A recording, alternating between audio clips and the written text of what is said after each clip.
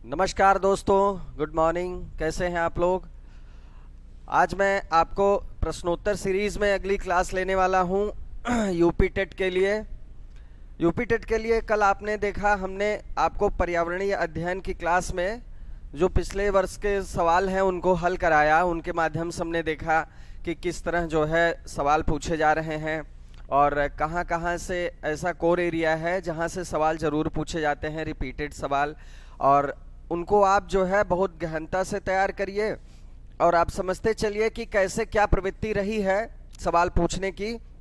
उसी को ध्यान में रखते हुए अपनी रणनीति बनाइए, अपनी स्ट्रेटजी बनाइए, ताकि आपको कम मेहनत में जल्दी से जल्दी सफलता मिले। तो हम देख रहे हैं पर्यावरणीय अध्ययन।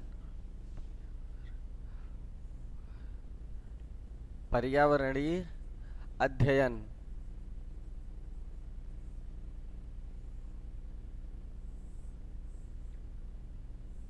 पर्यावरणीय अध्ययन में हमने आपको शुरू किया था इकोलॉजी इन्वायरमेंट, या क्या शुरू किया था हमने? पारिस्थितिकी और पर्यावरण। पारिस्थितिकी और पर्यावरण, जिसको हम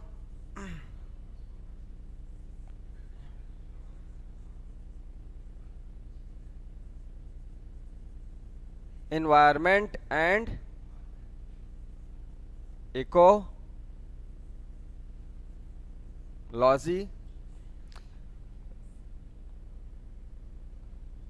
ये पर्यावरणीय अध्ययन में हम क्या देख रहे थे?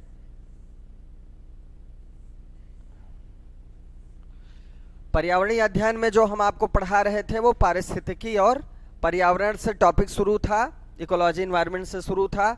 और हम विगत वर्षों के प्रश्न को हल कर रहे थे और उनके माध्यम से समझने का प्रयास कर रहे थे कि किस तरह जो है सवाल पूछे जाते हैं और कैसे हम विश्लेषण करके अपनी रणनीति बना सकते हैं। तो देखिए दोस्तों, ये बहुत आवश्यक है कि आप प्रश्नों की प्रकृति को समझें और उन एरिया को समझें जहां से सवाल पूछने की संभावना ज़्यादा रहती है। तो कुछ सवाल हमने कराए थे, उसके माध्यम से हमने बहुत सारे कॉन्सेप्ट्स को भी क्लियर किया था। आज कुछ और अगले सवाल हैं, उनको आप देखेंगे। चूंकि सैटरडे संडे को हम प्रश्नोत्तर कराएंगे, बाद में भी जब टॉपिक की क्लास होगी तो हम सैटरडे संडे का जो दिन है उसको निश्चित रखेंगे टेस्ट सीरीज के लिए, प्रैक्टिस सेट के लिए। और बाकी जो है सोमवार से आपकी क्लास नियमित होगी, टॉपिक वाइज टॉपिक शुरू किया जाएगा, एक नया टॉपिक शुरू किया जाएगा सोमवार की क्लास से। तो आप आज यहाँ कुछ और बचे हुए प्रश्न देखेंगे और उनके माध्यम से समझने का प्रयास करेंगे कि किस तरह जो है हम अपनी रणनीति बनाएं। आपके सामने एक सवाल ये है, देखिएगा। जैविक घटक, कल मैंने आपको बताया था घटकों के बारे में। देखिए, पर्यावरण अध्ययन में जब आप पढ़ेंगे तो आपको जब मैं पारिस्थितिकी पर्यावरण पढ़ाऊंगा तो उसमें मैं बताऊंगा कि जैविक और अजैविक दो घटक होते हैं। ठीक है, क्या होते हैं?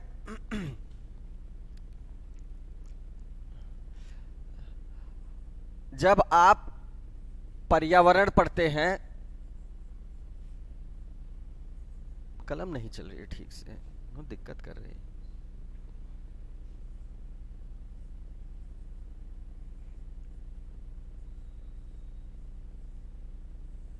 देख रहे हो?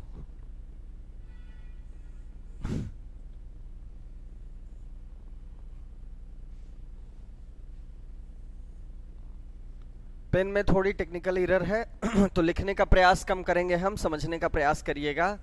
पर्यावरण में जब हम टॉपिक शुरू करेंगे आपको बताएंगे, यहां प्रश्न में है तो इसलिए बता दे रहा हूं। जैविक और अजैविक, जैविक और अजैविक दो घटक पाए जाते हैं। ठीक है, किसी भी पर्यावरण में दो तरह के कारक होते हैं या कंपोनेंट्स होते हैं।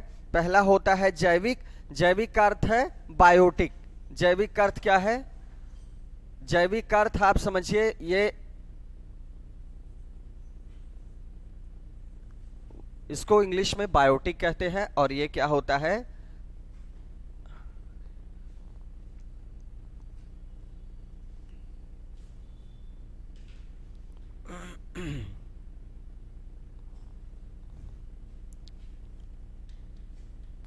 अबायोटिक, क्या बात है, हो गया, बहुत अच्छा। चल, तो ये देखिए आपके सामने है, एक है जैविक जिसको बायोटिक कहते हैं, और अजैविक इसको अबायोटिक कहते हैं, इसको भौतिक भी कह सकते हैं। देखिए जैविक घटकों में क्या होता है जीवन होता है।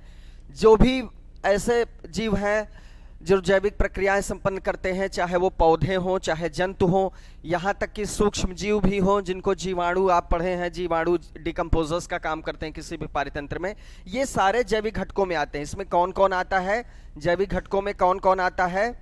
पौधे आते हैं, फिर कौन आता है? जंतु आते हैं, और कौन आता है? जीवाणु आते हैं। कौन आते हैं? जीवाणु आते हैं। अब अबायोटिक कंपोनेंट का मतलब ही होता है, आपने कल एक सवाल में देखा चट्टान अबायोटिक कंपोनेंट था या अजैविक कंपोनेंट था, ठीक है। अबायोटिक में क्या आएगा? वायु आएगी, क्या आएगा? मृदा आएगी, जल आएगा, प्रकाश आएगा। ये सारे जो तत्व हैं ये अजैविक संघटक हैं या घटक हैं या तत्व हैं। इनमें जीवन नहीं पाया जाता, इनमें कोई जैविक प्रक्रिया नहीं होती। हाँ, ये अलग बात है कि वातावरण में या पारितंत्र में एक सामंजस्य के लिए जैविक और अजैविक एक दूसरे के ऊपर निर्भर रहते हैं, और ये एक दूसरे के बिना कोई अस्तित्व इनका नहीं है। कहीं न कहीं आप जानते हैं कि वायु के बिना, प्राणवायु के बिना जीवों का अस्तित्व नहीं है। प्रकाश के बिना प्रकाश संश्लेषण की प्रक्रिया नहीं हो सकती, हरे पौधे भोजन नहीं बना सकते, और उसके बाद उन पर निर्भर करने वाले शाकाहारी प्राणी या जो पूरी चेन है, आपने खाद्य श्रृंखला में पढ़ा, वो चेन संपादित नहीं हो सकती। तो कहीं ना कहीं ये एक दूसरे के ऊपर निर्भर करते हैं और इसी तरह एक संतुलित पारितंत्र का निर्माण करते हैं। तो अब आपने देख ही लिया कि जैविक और अजैविक का क्या मतलब है और इनका क्या रोल है किसी भी पारितंत्र में। अब अपने सवाल पे आते हैं। अब जब आप सवाल पे आएंगे तब आपको अच्छे से समझ में आ जाएगा, अपने आप हल कर लेंगे। यहां पर पूछ क्या रहा है? यहां पर पूछ ये रहा है कि निम्नलिखित में से जैविक घटक कौन है। यहां पर देखिए आपके सामने पादप है, वायु है, मृदा है, जल है। बहुत सरल सवाल है, बहुत आसानी से इसको हल कर लेंगे। जैविक घटक पादप है, क्योंकि वायु, जल और मृदा ये तीनों अबायोटिक कंपोनेंट्स या अजैविक घटक के रूप में माने जाते हैं, ठीक है, जो कि अभी आपको मैंने तुरंत बताया। तो ये सवाल का उत्तर क्या होगा हमारा? पादप, ठीक है। अब देखिए अगला सवाल लेके चलते हैं। जैविक घटक आपको समझ में आ ही गया, ठीक है। अब अगला सवाल देखिए लेके चलते हैं आपके सामने। कृत्रिम वर्षा, ये क्या है? कृत्रिम वर्षा। कृत्रिम वर्षा को देखिए, आर्टिफिशियल रेन जो कराई जाती है वो किस तरह संपन्न होती है, इसको समझने का प्रयास करें। ये सब नई टेक्नोलॉजी है आज के जमाने की। मेघ बीजन, मेघ बीजन का मतलब होता है ऐसे कुछ तत्वों को बीज के रूप में निर्मित करना जो कि बरसात का काम कर सकें, जो कृत्रिम वर्षा कराने में मदद कर सकें। अब देखिए रसायन की बात हो रही है, ऐसे किस रसायन का इस्तेमाल किया जाता है कृत्रिम वर्षा में? यहां पर आपके सामने 4 ऑप्शन हैं। जाहिर सी बात है ये फैक्चुअल सवाल है, अगर आपको पता होगा तो तभी आप कर पाएंगे, इसमें आप रीजनिंग नहीं लगा सकते। सीधी सी बात है, इसका जवाब होगा सिल्वर आयोडाइड। यहाँ पर जो सिल्वर आयोडाइड जो रसायन होता है, इसी का इस्तेमाल किया जाता है किस चीज के लिए? कृत्रिम वर्षा कराने के लिए। मैं आपको प्रक्रिया बताता हूं कि कैसे कृत्रिम वर्षा कराई जाती है। देखिए खुले में क्या होता है, इनके क्रिस्टल्स होते हैं, खुले में इनके क्रिस्टल रख दिए जाते हैं, किसके? सिल्वर आयोडाइड के। इनको गर्म किया जाता है, इनको क्या किया जाता है? गर्म किया जाता है। फिर इनसे वाष्प क्या करती है? इनसे वाष्प ऊपर उठती है। जैसे मान लीजिए ये एक पात्र है, अब इसमें सिल्वर आयोडाइड के कुछ क्रिस्टल रखे गए। अब मान लीजिए इनको गर्म किया गया, ठीक है, इनको गर्म किया गया। अब इनको जब आप गर्म करेंगे तो इनसे इनकी वाष्प ऊपर उठेगी। इनकी वाष्प क्या करेगी? ऊपर उठेगी। ऊपर उठ के क्या करती है? ये बादल, ऊपर जो आप बादल देखते हैं, बादलों में जाके ये मिल जाती है, ये बादलों में जाके मिल जाती है। जैसे जैसे वायु ऊपर उठती है, आपको पता होगा ये विरल होती चली जाती है, इसके अणु एक दूसरे से दूर होते चले जाते हैं, और इनमें क्या होता है? ये हल्की हो जाती हैं और ठंडी हो जाती हैं। तो जब ये बादलों में जाके मिल जाएंगी तब यहां पर संघनन की प्रक्रिया आरंभ हो जाएगी। बादल में जो जलवाष्प की बूंदें होती हैं वहां पर ये मेघ बीजन का काम करने लगती हैं। सिल्वर आयोडाइड की छोटी छोटी बूंदें या छोटे छोटे वाष्प जो कण होते हैं वो क्या करते हैं, संघनन या कंडेंशन की प्रक्रिया को आरंभ कर देते हैं। इसको आप इस चीज से समझिए कि यहाँ तो जलवाष्प जो है एक दूसरे से संयुक्त होकर संघनन की प्रक्रिया कर ही रही है। ये जो वाष्प यहाँ पर जाती है ये इस प्रक्रिया को तेज कर देती है। तो ये जो बूंदें हैं एक दूसरे से और तेजी से संयुक्त होने लगती हैं, मतलब मेघ बीजन की प्रक्रिया तेज होने लगती है। तो जाहिर सी बात है, आप जानते हैं संघनन की प्रक्रिया कैसे होती है। जब छोटी छोटी बूंदें मिलके बड़ी बूंद बनती हैं तो वो अपने भार की वजह से क्या करती हैं, नीचे गिरने लगती हैं और बरसात शुरू हो जाती है। बरसात इसी तरह होती है, जैसे आप अगर सिल्वर आयोडाइड को छोड़ दीजिए तो भी बरसात इसी तरह होती है। मान लीजिए एक समुद्र है या जल का स्रोत है, यहां से वेपराइजेशन हुआ, वाष्पीकरण हुआ, तो ये जो है वाष्प की बूंदें ऊपर जाके बादल में क्या करती हैं, बादल बनाती हैं जो कि बहुत सारी चीजों से निर्मित होते हैं।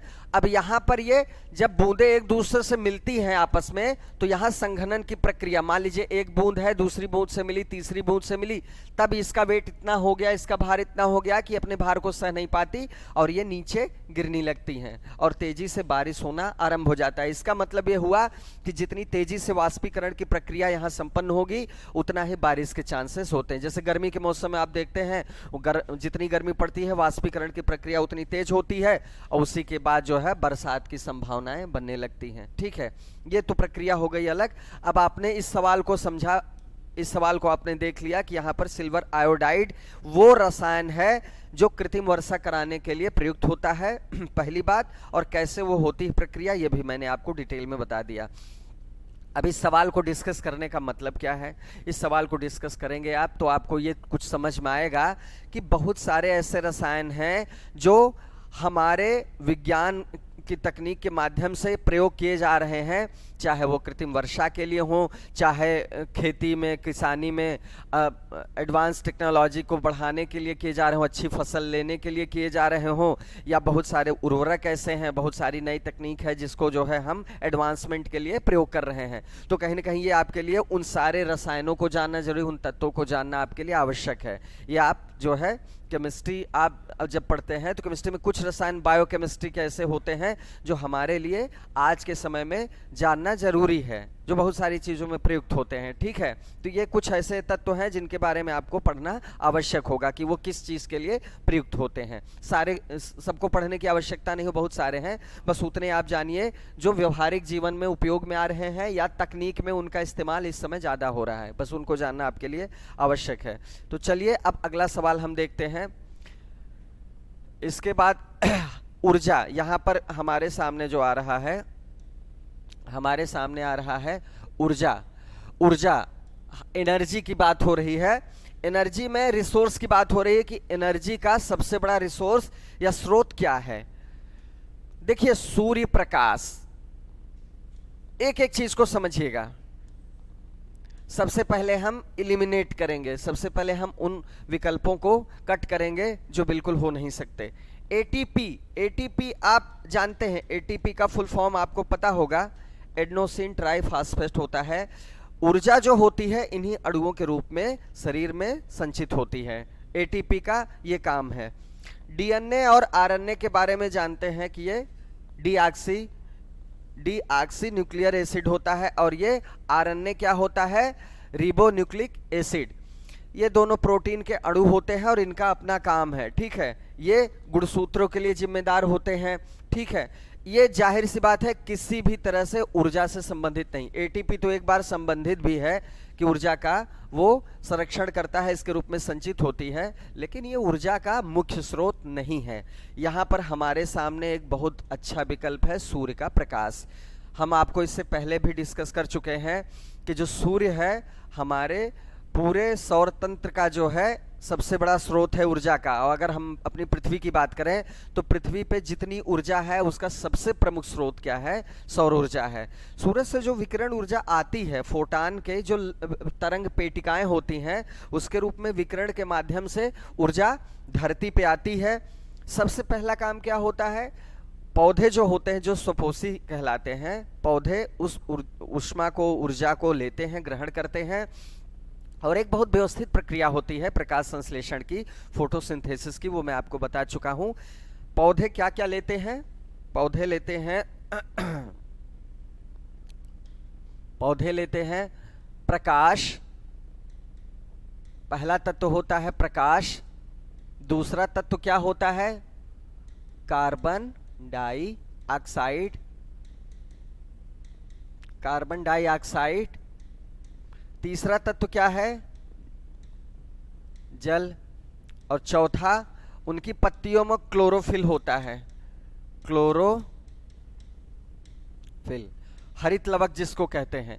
ये चार तत्व ऐसे हैं जो प्रकाश संश्लेषण की प्रक्रिया, ये चारों तत्वों के माध्यम से क्या होती है पौधों में? प्रकाश संश्लेषण, जिसको हम फोटोसिंथेसिस कहते हैं, ये प्रक्रिया होती है। प्रक्रिया किस लिए होती है? भोजन बनाने के लिए होती है। जैसे आप खाना बनाते हैं तो कुछ तत्वों की जरूरत होती है, आप खाद्य पदार्थ लेते हैं, जल लेते हैं, पानी लेते हैं, आग लेते हैं, उससे जो है भोजन को पकाते हैं। तो इसी तरह पौधों में इस तरह प्रक्रिया होती है। प्रकाश CO2 जो होती है इसको लेते हैं, जल, पौधे अपनी जड़ों के माध्यम से जल ग्रहण करते हैं, खनिज लवण ग्रहण करते हैं, और हरे पौधों की पत्तियों में क्लोरोफिल या हरित लवक पाया जाता है, जिसकी उपस्थिति में प्रकाश संश्लेषण की प्रक्रिया होती है। प्रकाश संश्लेषण जब हो जाता है तो क्या बनता है? भोजन बनता है, ग्लूकोज,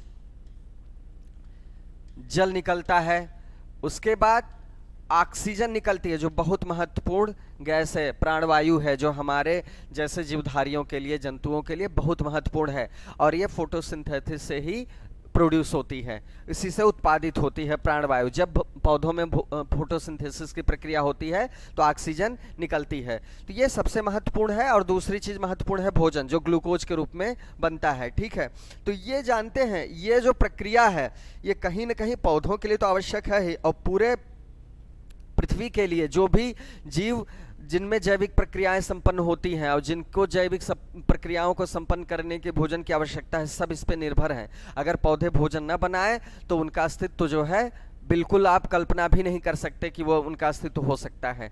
तो ये चीज़ आप महत्वपूर्ण है, ध्यान दीजिएगा।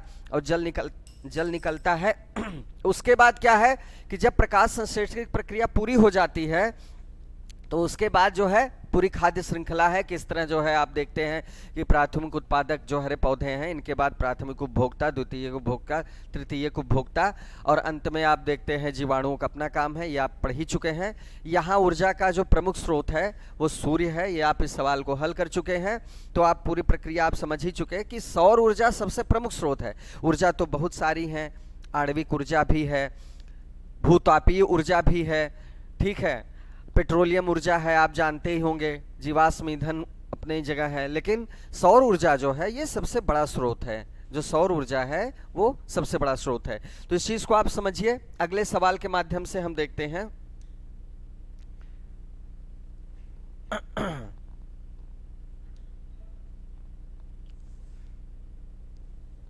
पारिस्थितिक, हाँ ये हो गया, दोबारा आ रहा है, चलिए ठीक है।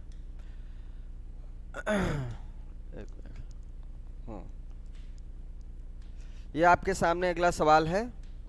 किसी पारितंत्र में तत्वों का चक्रण। देखिए हमने आपको बताया था जो डिकम्पोजर्स होते हैं, जीवाणु होते हैं, उनका काम क्या होता है पारितंत्र में? जब भी कोई जीवित वस्तु, जीवित चाहे वो जंतु हो चाहे वो पौधे हों, जब वो मृतप्राय हो जाते हैं तो उनके शरीर का विघटन करने के लिए कौन जिम्मेदार होता है? जीवाणु जिम्मेदार होते हैं या मृतोपजीवी कवक जिम्मेदार होते हैं। इनका कार्य ये होता है कि वातावरण की साफ सफाई करते हैं, उनको जो है विघटन करके। और दूसरा बहुत महत्वपूर्ण काम है कि जीवों का शरीर जिन तत्वों से मिलकर बना है उसका ये चक्रण करते, प्रकृति में पुनः वापस कर देते हैं, ताकि प्रकृति में तत्वों का चक्र जो है सुचारू रूप से चलता रहे। यहाँ पर उसी तत्वों के चक्रण की बात हो रही है। पारितंत्र में, किसी भी इकोसिस्टम में जो तत्वों का चक्रण है उसी की बात हो रही है। अब यहाँ पर आपके लिए जानना जरूरी है रासायनिक चक्र। क्या वो रासायनिक चक्र होता है? क्या केवल रसायन होते हैं जिनका चक्रण होता है? क्या वो भूवैज्ञानिक चक्र है? बिल्कुल नहीं, इनमें से कोई नहीं। ठीक है, कहीं न कहीं उसमें रसायन भी होते हैं, भू रसायन होते हैं और जैविक तत्व भी होते हैं, जैविक तत्व भी होते हैं। यहां पर आपका सही जवाब क्या होगा? जैव भू रासायनिक चक्र, न कि रासायनिक चक्र। आपको इसमें दोनों में कंफ्यूजन होगा, रासायनिक चक्र में और जैव भू रासायनिक चक्र में। क्या नहीं, जैविक तत्व भी होते हैं और रासायनिक तत्व भी होते हैं जिनका चक्रण पारितंत्र में होता है। इसलिए हमारा सही जवाब क्या होगा? हमारा सही जवाब ये होगा जैव भू रासायनिक चक्र। तो ये सवाल जो है उसी से संबंधित है, कहीं न कहीं जीवाणुओं का, मृतोपजीवी कवक का जो काम है उसी से संबंधित है। और प्रकृति में चाहे ऑक्सीजन हो, नाइट्रोजन हो, कोई भी गैस हो या कोई भी तत्व हो, सबका एक व्यवस्थित चक्र है। और जब यह चक्र डिस्टर्ब होता है किसी भी कारण से, तो पारितंत्र में असंतुलन पैदा हो जाता है। आप ये चीज जान लीजिए कि असंतुलन सिर्फ इसी वजह से होता है, तत्वों का जो अनुपात है, जैसे मान लीजिए कार्बन डाइऑक्साइड का जितना अनुपात है या जितनी जो है मात्रा उसकी वायुमंडल में होनी चाहिए, अगर उससे अधिक मात्रा हुई तो आपको पता है कि इससे क्या होगी? ग्लोबल वार्मिंग होगी। और ग्लोबल वार्मिंग के परिणाम बहुत बुरे होते हैं। ग्लेशियर्स पिघलेंगे, जो निचली सतह है वहाँ बाढ़ आएगी, और उसके अलावा बहुत सारे किस्म के त्वचा कैंसर से लेके बहुत सारी बीमारियां होंगी, और बहुत सारे जीवों पे संकट आ जाएगा जो इस ग्लोबल वार्मिंग की वजह से सरवाइव नहीं कर सकते। तो कहीं ना कहीं किसी भी रूप में ग्लोबल वार्मिंग जो है आज के समय में बहुत बड़ी चिंता का विषय है। इसके लिए प्रयास भी अंतर्राष्ट्रीय स्तर पे किए जाते हैं, उसके लिए समिट्स होती हैं, प्रोटोकॉल्स हैं, वो आपको पढ़ाएंगे हम, वो एक टॉपिक में अलग से है ही। तो आप ये चीज़ को समझिए कि किसी भी तत्व का एक उचित मात्रा में अनुपात वायुमंडल में आवश्यक है। अगर वो अधिक या कम होगा, कार्बन डाइऑक्साइड का अधिक अनुपात अगर नुकसानदायक है तो कम अनुपात भी नुकसानदायक है। कहीं ना कहीं ये उष्मा को रोकता है, जो सूर्य से उष्मा आती है इसको ये रोकता है, और काम भर की उष्मा को जो है वातावरण को गर्म बनाए रखने के लिए, उचित तापमान बनाए रखने के लिए संचित भी करता है। तो हर तत्व का अपना एक काम है और उचित अनुपात उनका आवश्यक है जीवन के लिए। तो अब आप देखिए दूसरा सवाल देखिए। अब दूसरा सवाल आपके सामने होगा, तत्वों का चक्रण आपने पढ़ लिया। अब ऊर्जा का महत्वपूर्ण स्रोत, ये वही रिपीटेड सवाल है लेकिन यहाँ पर विकल्प अलग है, तो इसको हम ज़्यादा समय नहीं लेंगे, इसमें हम ज़्यादा समय नहीं लेंगे। ये आप देखिए, सूर्य, चंद्रमा, पृथ्वी, शुक्र। तो आप जान ही रहे हैं इसका सही जवाब आपका सूर्य है। मैं पढ़ा चुका हूँ, इसको बता चुका हूँ, रिपीटेड सवाल है, तो इसको आप अच्छे से ध्यान से देखिएगा क्योंकि ये आगे भी पूछा जा सकता है। अब यहाँ देखिए इकोसिस्टम, हमारे सामने क्या है? इकोसिस्टम है। इकोसिस्टम का मतलब होता है पारितंत्र, हिंदी में पारितंत्र जो आप पढ़ रहे हैं बार बार, पारितंत्र या पारिस्थितिक तंत्र जो होता है उसी को इकोसिस्टम कहते हैं। अब देखिए इसकी सही परिभाषा पूछा है, सही परिभाषा क्या है? मैं टॉपिक में पढ़ाऊंगा आपको सही परिभाषा क्या है, यहाँ आप समझ लीजिए। जो विकल्प है इसमें आप समझने का प्रयास करें। परस्पर क्रिया करने वाला जीव समुदाय, क्या कोई जीव समुदाय जो है वो पारितंत्र है? यहां ध्यान दीजिएगा, परस्पर क्रिया करने वाला जीव समुदाय, क्या जीव समुदाय पारितंत्र है? नहीं, बिल्कुल नहीं। जीव समुदाय पारितंत्र कैसे हो सकता है? किसी स्थान का अजीवी घटक, किसी स्थान या किसी पारितंत्र का जो अजैविक घटक होता है, जैविक घटक आपको बता चुके हैं, जैसे उष्मा है, प्रकाश है, वायु है, जल है, ये चट्टान है, मृदा है, ये अजैविक घटक होते हैं। तो क्या अजैविक घटक इकोसिस्टम है? आप गहराई से विकल्पों को समझने का प्रयास करेंगे तो आपको अपने आप समझ में आ जाएगा कि ये उत्तर कितना गलत है। आप इसको भी कट कर दीजिए। पृथ्वी और वायुमंडल का क्षेत्र जहां जीव रहते हैं, जहां जीव रहते हैं, पृथ्वी और वायुमंडल का क्षेत्र, ये थोड़ा सा कंफ्यूजन में हमको रख रहा है। अब देखिए, हमेशा दो विकल्प आप निकाल दीजिए जो कि काफी दूर दूर तक जो है सही उत्तर से संबंधित नहीं होते, लेकिन दो विकल्प आपको मिलेंगे जिसमें आपको थोड़ा सा दिमाग लगाना पड़ेगा। पृथ्वी और वायुमंडल का क्षेत्र, मतलब यह क्या क्षेत्र की बात हो रही है? किस क्षेत्र की? जहां जीव रहते हैं। तो क्या जहां जीव रहते हैं सिर्फ इस बात से उसको इकोसिस्टम या पारितंत्र कह दिया जाएगा? बिल्कुल नहीं। आप जब पारितंत्र की परिभाषा पढ़ेंगे तो उसमें आप देखेंगे कि जीव समुदाय और उसके वातावरण का संतुलित तंत्र। मैं आपको परिभाषा समझा दूं। देखिए पारितंत्र क्या होता है।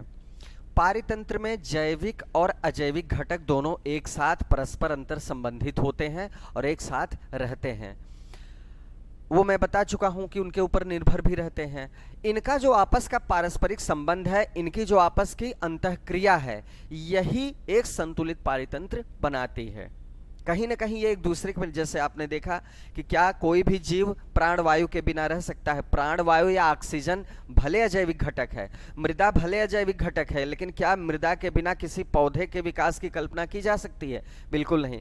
क्या जल के बिना कल्पना जीवन की जा सकती है? बिल्कुल नहीं। तो इसका प्रकाश का महत्व आपने खुद ही देख लिया कि प्रकाश संश्लेषण की प्रक्रिया कहीं ना कहीं इस पूरी धरती पे जितनी बड़ी रासायनिक अभिक्रियाएं हैं, उसमें मैं आपको बता दूं सबसे महत्वपूर्ण अभिक्रिया रासायनिक जो होगी वो प्रकाश संश्लेषण की होती है, क्योंकि वहीं से भोजन का निर्माण शुरू होता है, चाहे वो पौधों के लिए आवश्यक हो या पौधे पे निर्भर करने वाले जीवधारियों के लिए आवश्यक हो। आप ये चीज जान लीजिएगा, अगर वो प्रक्रिया नहीं होगी तो सारी आगे की प्रक्रियाएं रुक जाएंगी, आपको पता ही है।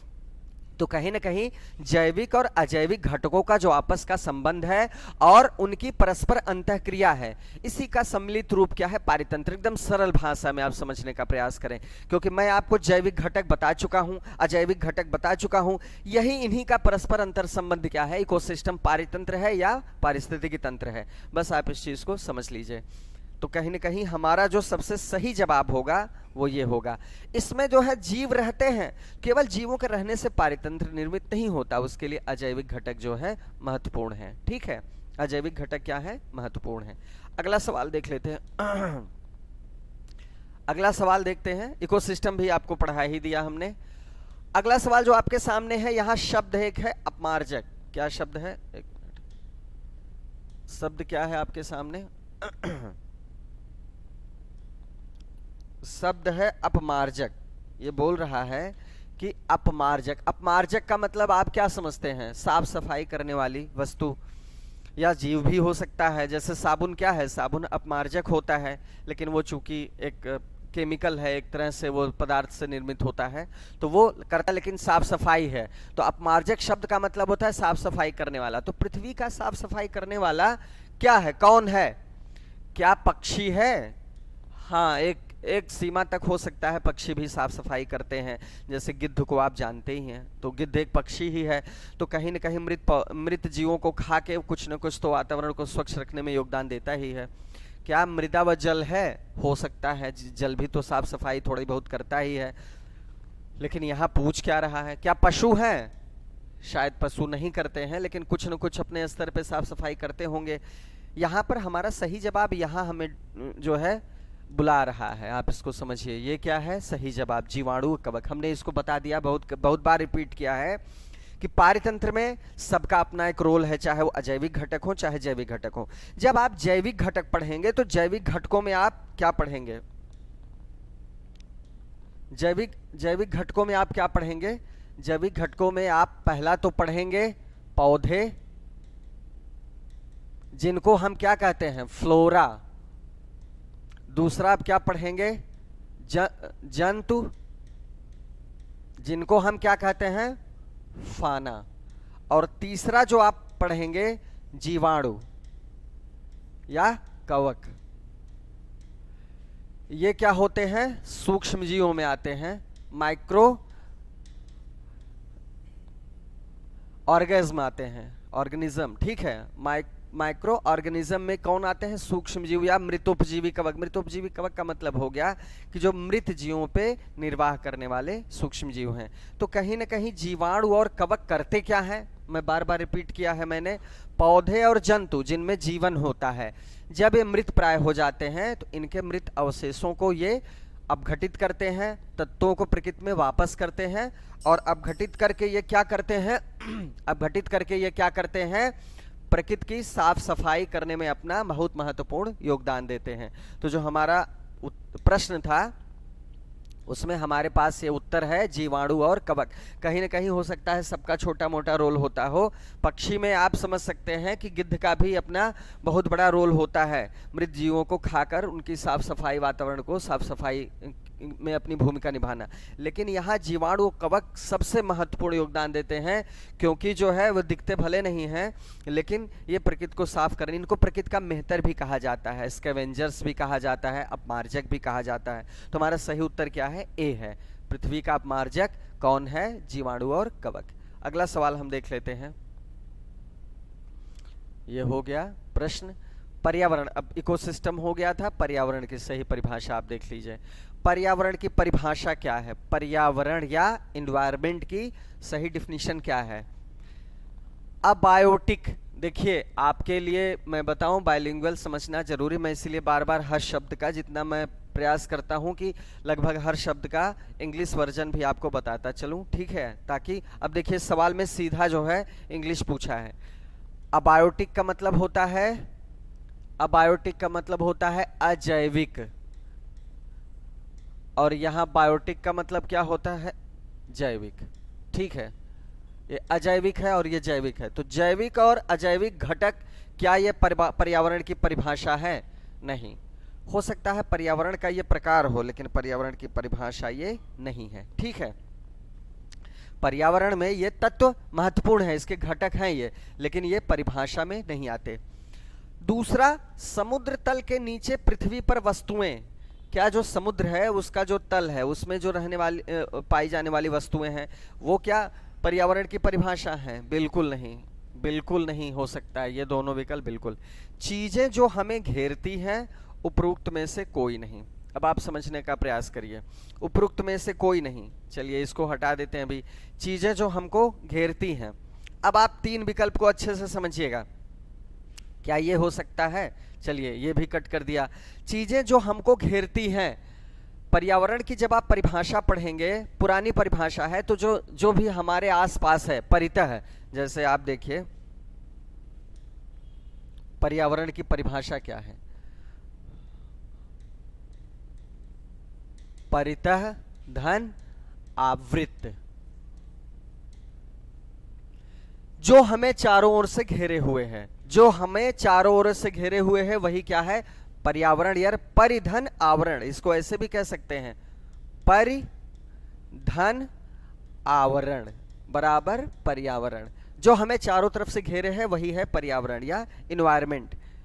देखिए ये आपके लिए जानना बहुत आवश्यक है कि पर्यावरण के लिए यही केवल परिभाषा पर्याप्त नहीं है। जब 1986 में पर्यावरण संरक्षण अधिनियम आया तो उसके अंतर्गत इस परिभाषा में एक चीज जोड़ दी गई कि जीवधारियों के बीच जो है उनकी जो अंतःक्रिया है, या जैविक घटकों के अजैविक घटकों के साथ अंतःक्रिया है, मतलब इसमें दो अंतःक्रियाएं सम्मिलित हैं, जैविक घटकों की जैविक घटकों के साथ और जैविक घटकों की अजैविक घटकों के साथ जो पूरी प्रक्रिया है, जैसे मनुष्य है और जीव जंतु हैं, ये अपने वातावरण में रहने वाले अजैविक घटकों से जो अंतःक्रिया करते हैं, ये पूरी तरह से पर्यावरण से संबंधित हैं, ठीक है? चाहे पारितंत्र में भी आप यही देखते हैं कि पारितंत्र केवल जीवों से निर्मित नहीं होता, वो अजैविक तत्वों से भी निर्मित होता है। तो इसी तरह पर्यावरण की परिभाषा में भी आपके लिए जाना जरूरी है कि इसमें जैविक अजैविक दोनों तत्व आएंगे। अब आते हैं हम अपने सवाल पे, अब आते हैं अपने सवाल पे। ये आप कट कर दीजिए, ये आप कट कर, ये पुरानी परिभाषा से आप जान सकते हैं कि जो चीजें हमें चारों तरफ से घेरती हैं तो परिधन आवरण वो हो सकती हैं, तो ये कंफ्यूजन आपके लिए हो सकता है। अब बायोटिक एवं बायोटिक, आप यहां देखिए क्या ये है दिया गया है, देखिए ये पूरी तरह से इसकी परिभाषा तो नहीं है, लेकिन अगर इसमें देखेंगे कि जो आपके पास उपलब्ध विकल्प है, तो क्या इसमें पहला वाला विकल्प है जो सटीक है? हालांकि ये पर्यावरण के घटक हैं, लेकिन पर्यावरण इन लोगों से मिलके बनता है। किन से मिलके बनता है? अबायोटिक और बायोटिक कंपोनेंट से मिलके बनता है, जैविक और अजैविक घटकों से पर्यावरण मिलके बनता है, और ये बहुत महत्वपूर्ण है दोनों के लिए, ठीक है? ये घटक दोनों के लिए, दोनों घटक पर्यावरण की परिभाषा के लिए महत्वपूर्ण है या पारितंत्र के लिए भी महत्वपूर्ण है। तो हमारा जो सबसे सही जवाब होगा वो क्या होगा? बायोटिक और अबायोटिक। आप समझने का प्रयास करेंगे, ये बात भी समझने का प्रयास करेंगे सही उत्तर के साथ साथ कि जैविक और अजैविक घटक जो है पर्यावरण के एक तरह से घटक हैं, न कि इनकी सही परिभाषा, लेकिन चूंकि ये घटक बहुत महत्वपूर्ण है और नई परिभाषा में इनको जोड़ा गया है, इसलिए हमारा सही उत्तर यही होगा, ठीक है? जो चीजें हमें घेरती हैं शायद पुरानी परिभाषा से सही होता, लेकिन अब ये जो परिभाषा है ये सबसे सटीक है, ठीक है? तो ये हमारा सही उत्तर होगा। दोस्तों चलते हैं अगले सवाल की तरफ, और अगला सवाल जो आपके सामने है, अन्य मृत जंतुओं पर निर्वाह करने वाले प्राणी को क्या कहते हैं? अब देखिए, ये मैं बता चुका हूं कि मृतोपजीवी कवक मैं बता चुका हूं। कुछ जीव ऐसे होते हैं जो मृतप्राय जीव जंतुओं पर निर्भर करते हैं, चाहे वो जीवाणु हो चाहे कवक हो, ठीक है। अब इसलिए आपके लिए बहुत मुश्किल नहीं है ये। डीकम्पोज ओमनीवोर बिल्कुल नहीं होगा। डीकम्पोजर, ठीक है, ये अपघटित करता है। पैरासाइट क्या है? पैरासाइट क्या है? पैरासाइट देखिए क्या है, ये परजीवी है। परजीवी, सहजीवी, सहभोजी, ये मैं आपको पढ़ाऊंगा। परजीवी मतलब जो किसी भी जीव के ऊपर रह के अपना निर्वाह करता है, उसको नुकसान पहुंचाता है लेकिन उसका शोषण करके अपना भोजन प्राप्त करता है, परजीवी होता है। तो स्कैवेंजर्स, स्कैवेंजर्स क्या है? स्कैवेंजर्स वो होते हैं जो प्रकृति की साफ सफाई करते हैं या अपघटन करते हैं। देखिए यहाँ पर जो स्कैवेंजर्स है और डिकम्पोजर्स है, इसमें आपको कंफ्यूजन हो सकता है। डिकम्पोजर्स क्या है? ये मृत जीवों का अपघटन करते हैं। और स्कैवेंजर्स क्या है? ये मृत जीवों पर ही निर्वाह करते हैं, उनको खाते हैं और उनके ऊपर निर्भर रहते हैं। यहाँ हमारा जो सबसे सही जवाब होगा वो स्कैवेंजर होगा। स्कैवेंजर्स क्या होते हैं? प्रकृति के मेहतर कहे जाते हैं और वो क्या करते हैं? प्रकृति की साफ सफाई करने में अपना योगदान भी देते हैं और उन मृत जीव जंतु के अवशेषों पर निर्भर करते हैं, ठीक है। तो हमारा सही जवाब क्या हुआ? स्कैवेंजर्स। अब देखिए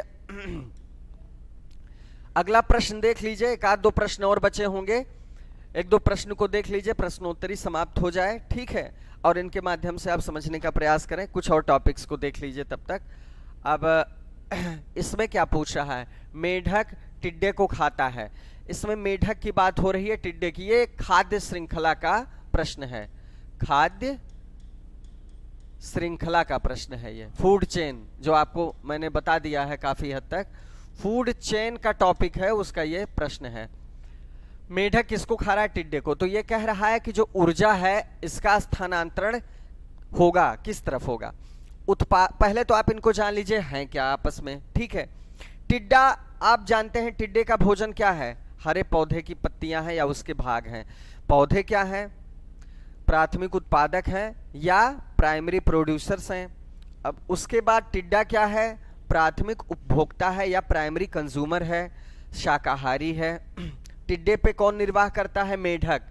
टिड्डे पे निर्वाह करता है मेढक। मेढक मांसाहारी है और द्वितीयक उपभोक्ता है। अब इस चीज को आप समझ गए, ठीक है। अब यहां पर आप देखिए, पहला विकल्प क्या है? उत्पादक से अपघटक को। एक एक टर्म को आपको मैंने समझा दिया है।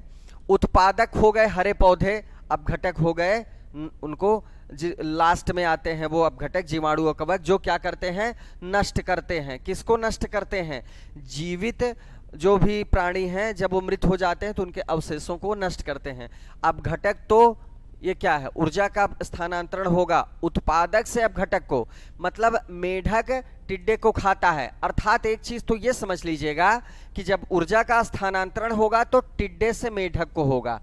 एक चीज है, टिड्डे में जो ऊर्जा प्राप्त होगी हरे पौधों को खा के, वो ऊर्जा टिड्डे से किसको स्थानांतरित होगी? मेढक को होगी। तो एक तो ये जान लीजिए किस तरह ऊर्जा का स्थानांतरण हो रहा है। तो इसका मतलब अगर ये ए में हमको ये बता रहा है कि उत्पादक से अपघटक हो जाएगी, इसका मतलब ये टिड्डे को उत्पादक बता रहा है और इसको अपघटक, जो कि ये बिल्कुल गलत है। यहाँ पर टिड्डा अपघटक उत्पादक बिल्कुल नहीं है और न तो मेढक अपघटक है। अपघटक उत्पादक और उपभोक्ता आप समझ ही रहे हैं।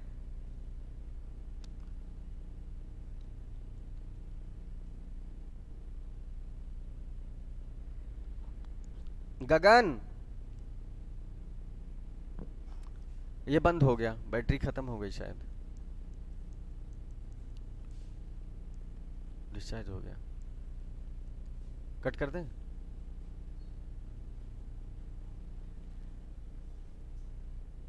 हिल गया, हाँ। तो अभी रिज्यूम हो जाएगा कि क्या करें? चले? ये आप बहुत अच्छे से समझने का प्रयास करें कि मेढक यहाँ पर अगर ये कह रहा है कि टिड्डे को मेढक खा रहा है तो जो ऊर्जा का स्थानांतरण होगा, हमेशा मैं आपको पिरामिड में पढ़ाऊंगा, ऊर्जा की दिशा बताऊंगा कि एक दिशा होती है ऊर्जा, यूनी डायरेक्शनल होती है, सिर्फ एक दिशा में ही चलती है। तो हरे पौधे से शाकाहारियों में, शाकाहारियों को खाने वाले मांसाहारियों में, फिर उसके ऊपर जो स्तर होता है जो भी उपभोक्ता होते हैं उसमें क्रमिक रूप से ऊर्जा का स्थानांतरण होता है। तो ये आपको मैं समझाऊंगा अलग टॉपिक में, जब ये पढ़ाऊंगा अच्छे से यहाँ समझने का प्रयास करिए कि हरे पौधे से अगर टिड्डे में ऊर्जा गई है, ठीक है, हरे पौधे से टिड्डे में गई है, टिड्डे में से मेढक में गई है, तो उत्पादक से अब घटक को बिल्कुल नहीं गई। उत्पादक तो हरे पौधे होंगे जो विकल्प में नहीं है, यहाँ पर सवाल में नहीं है। टिड्डा तो प्राथमिक उपभोक्ता हुआ, तो ये बिल्कुल विकल्प गलत हो गया। फिर अगला विकल्प क्या है, उत्पादक से प्राथमिक उपभोक्ता, ये भी गलत हो गया, क्योंकि टिड्डे को आपको देखना है, यहाँ आपको इस शब्द को पकड़ना है। टिड्डा उत्पादक बिल्कुल नहीं है, इसलिए दोनों विकल्प गलत हैं। अब टिड्डा है क्या, ये आपको बता चुके हैं, इसको शाकाहारी कह सकते हैं या क्या कह सकते हैं, प्राथमिक उपभोक्ता। प्राथमिक उपभोक्ता से द्वितीयक उपभोक्ता को, यही हमारा सही उत्तर है, प्राथमिक उपभोक्ता से द्वितीय, क्योंकि प्राथमिक उपभोक्ता या शाकाहारी जीव क्या हो गया, टिड्डा हो गया, और मेढक उस पर निर्भर करने वाला मांसाहारी जीव या द्वितीयक उपभोक्ता हो गया। तो हमारा सही जवाब सी है। अब यहाँ देखिए, द्वितीयक उपभोक्ता को प्राथमिक उपभोक्ता, द्वितीयक उपभोक्ता से प्राथमिक उपभोक्ता को, ये ऊर्जा की उल्टी दिशा है, ये कभी नहीं होती है, हमेशा याद रखिएगा। चलिए मैं टॉपिक में आपको समझाऊंगा। तो यहाँ पर हमारा सही उत्तर क्या है, प्राथमिक उपभोक्ता जो कि टिड्डा है, प्राथमिक उत्पादक क्या है, हरे पौधे, मैं बार बार रिपीट कर रहा हूँ, और मेढक इस पर निर्भर करने वाला द्वितीयक उपभोक्ता है। तो हमारा सही उत्तर क्या होगा, प्राथमिक उपभोक्ता से द्वितीयक उपभोक्ता को। चलिए ठीक है, अगला प्रश्न देख लेते हैं। अब शायद एक आध ही प्रश्न बचा होगा। अगला प्रश्न है कि निम्नलिखित में से किस एक प्राणी को किसान का मित्र कहा जाता है। यह सवाल जो है बहुत व्यवहारिक है, वो आपने जो है पढ़ा होगा इसको पहले भी। यहाँ पर कौन सा ऐसा जीव है या जंतु है जो किसानों के मित्र के रूप में जाना जाता है। चींटी, चींटी बिल्कुल नहीं। मधुमक्खी, मधुमक्खी का जो है हमारे पर्यावरण में भी योगदान है, हमारे लिए जो बहुत महत्वपूर्ण पदार्थ होता है शहद जो है, उसके निर्माण में भी महत्वपूर्ण योगदान है, लेकिन किसान का मित्र इसे नहीं कहा जाता। तितली सौंदर्य के लिए जानी जाती, कहीं न कहीं प्रकृति के सौंदर्य में इसकी अपनी महत्वपूर्ण भूमिका है। पौधों के फूलों के परागण में भी इसकी महत्वपूर्ण भूमिका है, लेकिन किसानों का मित्र नहीं कही जाती है। केचुआ किसानों का मित्र होता है, केचुआ किसानों का मित्र होता है। इसका काम क्या होता है समझने का प्रयास करें।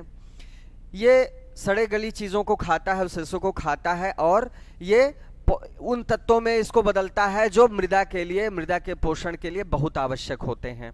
ये जमीन में पोल करता है, छिद्र करता है। इससे क्या होता है कि जमीन में जल का और वायु का आवागमन बहुत अच्छे से होता है।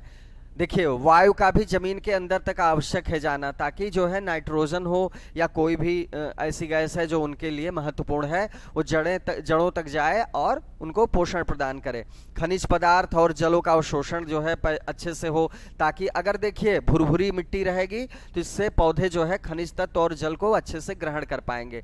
और जो सबसे महत्वपूर्ण तत्व होता है मृदा के लिए, ह्यूमस, ये नीचे से ऊपर जो है लाते हैं। जब ये भुरभुरी करेंगे तो मतलब मिट्टी की अल्टा पलटी होती रहती है, ऊपर से नीचे उलट पुलट होती रहती है। इससे क्या होता है, इससे जो है ह्यूमस का संतुलन ऊपर और नीचे बराबर बना रहता है। तो केचुए हमारे किसानों के लिए बहुत महत्वपूर्ण योगदान देते हैं। ठीक है, एक तरह से बहुत महत्वपूर्ण योगदान इनका है मिट्टी को अच्छा बनाए रखने के लिए, मिट्टी का अच्छा स्वास्थ्य बनाए रखने के लिए।